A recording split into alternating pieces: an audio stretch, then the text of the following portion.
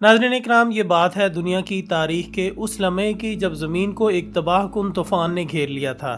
तारीख में इसे तूफान नूह के नाम से जाना जाता है। तूफान नूह में हर चीज बहा दी गई और सिर्फ वही चीज बची जिसे अल्लाह ताला ने बचाना चाहा। लेकिन सवाल यह है कि तूफान के बाद फिर क्या हुआ? इंसान ने कहां से नई शुरुआत की? वो पहली सरजमीन कौन सी थी जिस पर इंसान ने कदम रखा और वहां कैसे तामीराती सफर शुरू हुआ? ये सब कुछ हम आपको बताएंगे आज की इस वीडियो में, लिहाजा आपसे गुजारिश है कि वीडियो को शुरू से आखिर तक जरूर देखिए। दोस्तों, ये कहानी शुरू होती है एक ऐसी सरजमीन से जिसे आज हम शाम के नाम से जानते हैं। जी हाँ, वही शाम जो अंबिया की सरजमीन है, यानी बरकतों की सरजमीन। तूफान के बाद सबसे पहली दीवार हरान में तामीर हुई, उसके बाद दमिश्क ने अपनी बुनियादों को मजबूत किया और फिर बाबल जो कि इल्म और हिकमत का मरकज बना। लेकिन ये सब कुछ आम तामीराती सिलसिला नहीं था। ये वही जमीन है जिसे अल्लाह ताला के रसूल सल्लल्लाहु अलैहि वसल्लम ने ईमान का आखिरी किला करार दिया है। वही सरजमीन जहां हजरत ईसा अलैहिस्सलाम क़यामत से पहले नाजिल होंगे। ये कहानी सिर्फ तारीख की नहीं बल्कि ये मुस्तकबिल की एक झलक भी है। आज की वीडियो में हम आपको लेकर चलेंगे उस तूफान के बाद के सफर पर जहां से इंसानियत की नई तारीख लिखी गई। हम जानेंगे कि शाम, ईरान और बाबल का एक दूसरे से क्या गहरा ताल्लुक है और क्यों शाम को क़यामत के अहम वाक़यात का मरकज समझा जाता है। मुअज़्ज़ज़ नाज़रीन, जब तूफान नूह खत्म हुआ तो जमीन पर जिंदगी के आसार दोबारा जाहिर होना शुरू हुए। लेकिन ये वो वक्त था जब जमीन मुकम्मल तौर पर वीरान हो चुकी थी। पहाड़ों के अलावा सब कुछ पानी में बह गया था।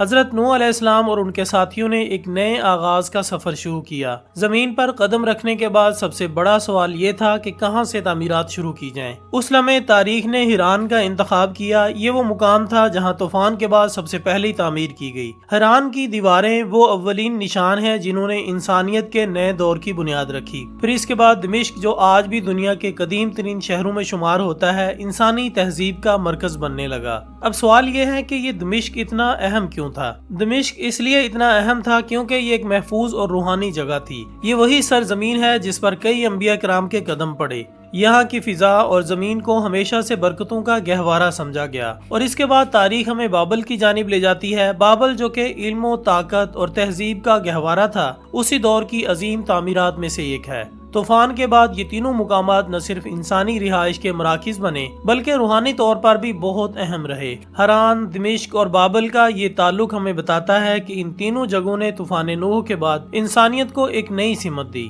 दोस्तों, यही वो जगह हैं जहां से दुनिया की तहजीब और रूहानियत ने जन्म लिया। लेकिन शाम का किस्सा यहीं खत्म नहीं होता। शाम वो सरजमीन है जिसे रसूलुल्लाह सल्लल्लाहु अलैहि वसल्लम ने दुनिया के सबसे बड़ी बरकतों वाली जमीन करार दिया। रसूलुल्लाह सल्लल्लाहु अलैहि वसल्लम की कई अहादीस मुबारका में शाम का जिक्र एक अहम मुकाम के तौर पर आया है। आपने फरमाया कि शाम वो जगह है जहां क़यामत से पहले ईमान की रोशनी बाकी रहेगी। रसूलुल्लाह सल्लल्लाहु अलैहि वसल्लम ने अपनी हयात मुबारका में ही शाम की फतह की खबर दी थी। आपने फरमाया था कि एक दिन ये सरजमीन इस्लाम के ज़ेरे साया आ जाएगी और यहाँ के लोग ईमान के किले में जमा होंगे। ये पेशगोई उस वक्त एक मोइज़ा लगती थी क्योंकि शाम रूमी सल्तनत के ज़ेरे तसल्लुत था, जो कि उस दौर की सबसे बड़ी मजबूत सल्तनत थी। लेकिन रसूलुल्लाह सल्लल्लाहु अलैहि वसल्लम की पेशगोइयों के चंद साल बाद खिलाफत सिद्दीकी में शाम को फतह करने का सिलसिला शुरू हुआ। सैयदना अबू बकर सिद्दीक रज़ी अल्लाह तआला अन्हु ने इस्लाम के झंडे को शाम की सरजमीन तक पहुंचाने के लिए अपनी फौजें रवाना की।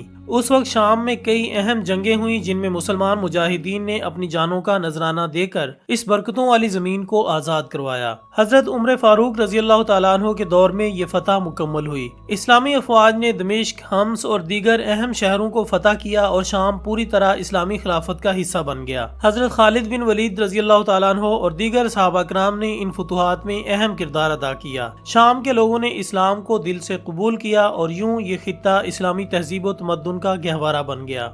दोस्तों, ये सब कुछ रसूलुल्लाह सल्लल्लाहु अलैहि वसल्लम की उस पेशगोई की सच्चाई का वाज़ेह सबूत था कि शाम एक दिन इस्लाम के ज़ेरे साया होगा। उस वक्त पूरी दुनिया हैरान थी कि किस तरह एक छोटे से ग्रोह ने रूमी सल्तनत जैसी ताकतवर सल्तनत को शिकस्त दी और शाम को बरकतों का गहवारा बना दिया। معزز ناظرین، شام کی سرزمین کو صرف ایک جغرافیائی خطہ سمجھنا اس کی اصل حقیقت سے بہت کم ہے۔ یہ وہ سرزمین ہے جسے قیامت سے پہلے ہونے والے اہم ترین واقعات کا مرکز قرار دیا گیا ہے۔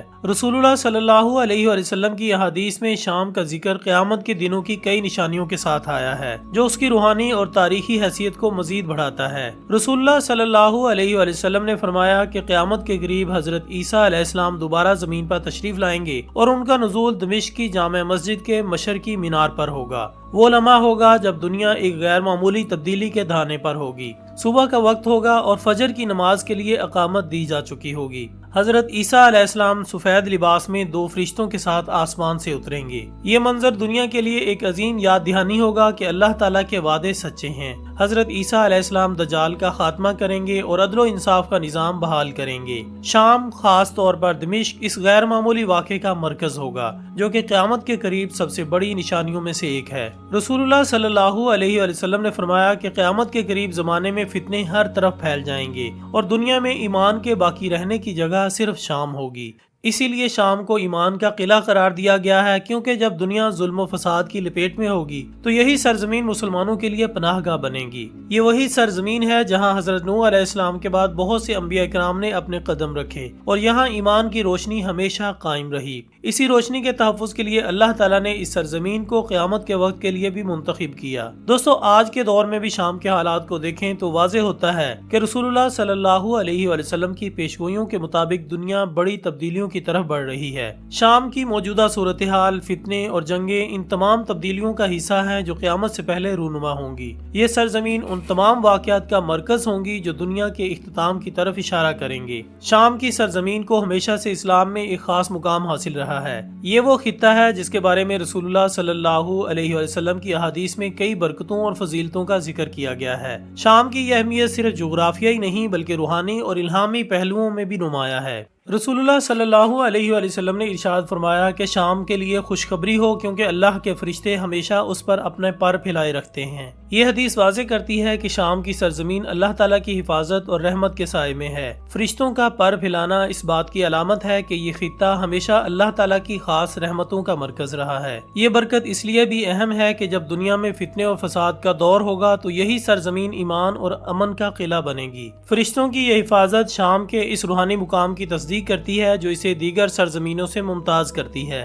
رسول اللہ صلی اللہ علیہ وسلم نے شام کے بارے میں ایک اور اہم بات فرمائی ہے کہ شام کی سرزمین میں ہمیشہ 40 ابدال موجود رہیں گے۔ ابدال وہ نیک لوگ ہیں جو اللہ کی سرزمین پر عدل و انصاف اور ایمان کو قائم رکھتے ہیں۔ ان کا وجود اس بات کی گواہی ہے کہ شام کا روحانی نظام ہمیشہ برقرار رہے گا، چاہے دنیا میں کتنے ہی فتنے کیوں نہ پھیل جائیں۔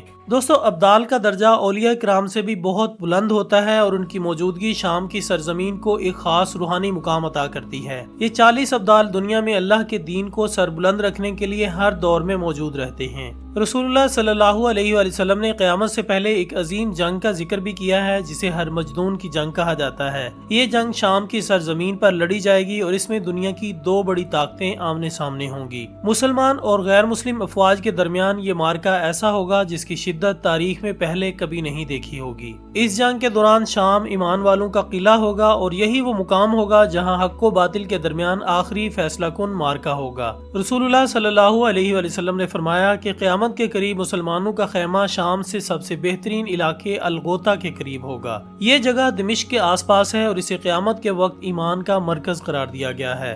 جی تو دوستو، یہ تھی ہماری آج کی ویڈیو پسند آنے کی صورت میں ہمارے چینل کو سبسکرائب کرتے ہوئے بیل آئیکن کو ضرور پریس کریں تاکہ ہماری آنے والی تمام ویڈیوز آپ تک پہنچتی رہیں۔ ہماری اگلی ویڈیو آنے تک اپنا، دوستوں، رشتہ داروں اور گرد و نواح کے تمام لوگوں کا بہت خیال رکھیے گا۔ اللہ حافظ۔